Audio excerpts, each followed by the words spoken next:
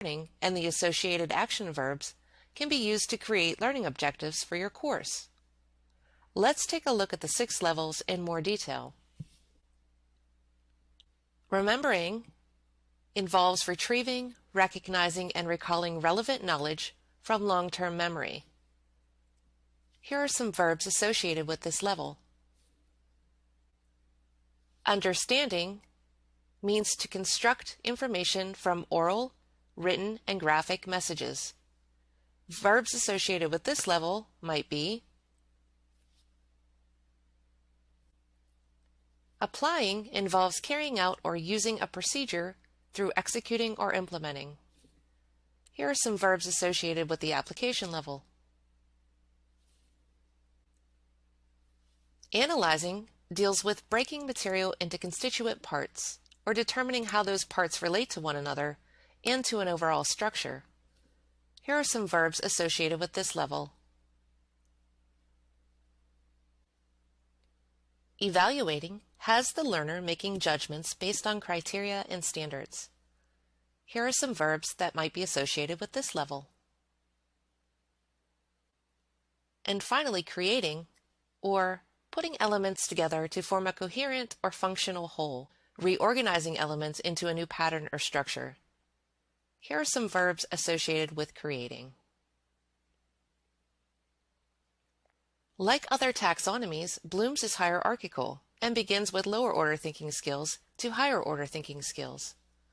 Bloom's infers that learning at the higher levels is dependent upon having attained prerequisite knowledge and skills at lower levels. You will often see Bloom's taxonomy displayed as a pyramid graphic like the one you see here to help demonstrate the hierarchy. So let's examine how the hierarchical nature of Bloom's taxonomy relates to course design and how a student will learn the concepts in your course. As we've just learned, Bloom's classifies learning from lower order to higher order, and each category of learning builds upon the other. To further clarify this concept, it can be said that before you can understand a concept, you must remember it. To apply a concept, you must understand it. In order to evaluate a concept, you must have analyzed it. And to create an accurate conclusion, you must have completed a thorough evaluation. As you introduce new concepts to students, they will need to understand, remember, and apply the concepts to move forward to the higher order skills, such as analyzing, evaluating, and creating. So as you begin to think about the design of your course, you should first consider the complexity of your content, as well as the learning level of your students, to determine where the majority of the learning should fall. Lower level or introductory courses introduce a variety of skills and new concepts, and therefore have a majority of the learning objectives fall within the lower order thinking skills. Advanced courses often assume that the student comes prepared with the foundational knowledge, and they are now ready to use this knowledge to move on to higher order of thinking and learning, and therefore should contain learning objectives that focus on higher order skills. This is not to say that an introductory course will only accomplish the lower domain, and an advanced course will only accomplish the higher order domain. In fact, every course should have a variety of objectives from each domain. However, how many of the objectives that fall within the lower or higher domains is often dependent upon the content and the level of mastery that the student is expected to achieve. To help instructors select verbs for their learning objectives, we've created what we'd like to call a Bloom's wheel that contains the levels of Bloom's taxonomy, associated verbs that pertain to each level, and some suggestions of activities that are associated with each level. You can download your own Bloom's wheel at the link shown on the screen. I'll be showing you how to use it in just a bit. And now that we understand Bloom's taxonomy, let's use what we've learned to construct a measurable learning objective. First, you should start with a STEM sentence. All learning objectives contain a STEM sentence. They are most often written as the STEM sentence with a bulleted list of objectives that follow the STEM. For your course modules, you may want to use the STEM After completing this module, you will be able to: next, determine the learning outcome. Think about what it is that you want the students to be able to do, and then think about how you will know that they understand what you've taught them. What is the outcome or product that they will do or produce that demonstrates that they've mastered the concept? I'll use this particular presentation as an example.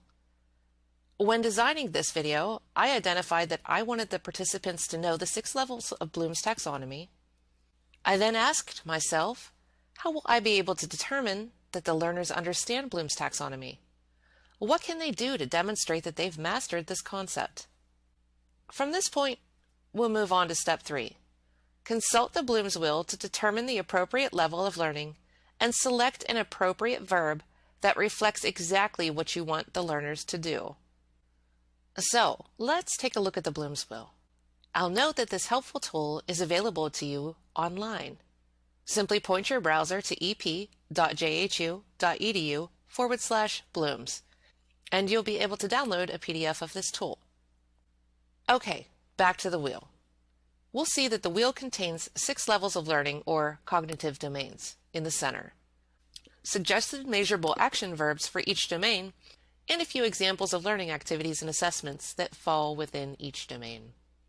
You should use your Bloom's wheel to help you select verbs, activities, and assessments for your course. However, it is important to note that the suggested verbs are not all-inclusive, and you should feel free to use other verbs that you may think of if they better describe the action your student will be performing. Now, let's refer back to my example of trying to determine how I will know that my learners understand the 6 levels of Bloom's taxonomy. Note that I use the word understand, but I will not include this in my objective as it is far too vague and therefore not easy to measure or assess. We want our learning objectives to be targeted and more descriptive so that we are able to assess the outcome of the learner's performance. When thinking of my scenario, I first considered the fact that the introduction of Bloom's taxonomy is, for the most part, foundational knowledge, and most likely a new concept for my learners.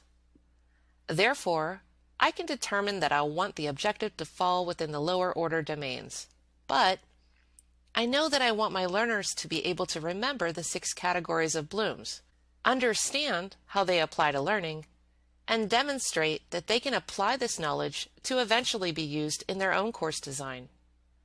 This brings me up to the application level.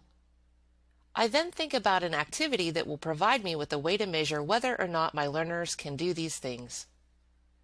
After looking at the suggested activities and verbs, I decide that I will have them classify learning objectives within the 6 levels of Bloom's taxonomy. This will demonstrate that they not only know the levels, but that they can both understand and apply this knowledge. Okay, so we are now ready to move on to step 4, which is to write out our actual learning objective. Classify learning objectives within the 6 cognitive domains of Bloom's taxonomy. We now have a student-centered, measurable learning objective that we can later use to design an activity, assessment, and related teaching strategies to be associated with this objective. For example, I could develop a learning objective classification activity that participants would complete after they view this presentation. After this, I'm ready to move on to designing my next objective for this module using the same process. Now that we've learned how to use Bloom's taxonomy to help us write learning objectives, and as you work through developing a course design matrix for your course, you should strive to write strong learning objectives. As we learned in the other video on course and learning objectives are measurable, observable statements of what students will be able to do at the end of a unit of learning. So, with this in mind, it is important to emphasize that strong learning objectives do not include vague or immeasurable terms. Terms like understand, know, appreciate, become familiar with, learn, and be aware of are much too vague and almost impossible to assess. Use the Bloom's wheel provided to you to help you select strong action verbs that will describe exactly what the learner will do. This will help to ensure that you are writing specific, measurable, and observable objectives that will provide a solid foundation for your course design. This concludes this video. Thanks for watching.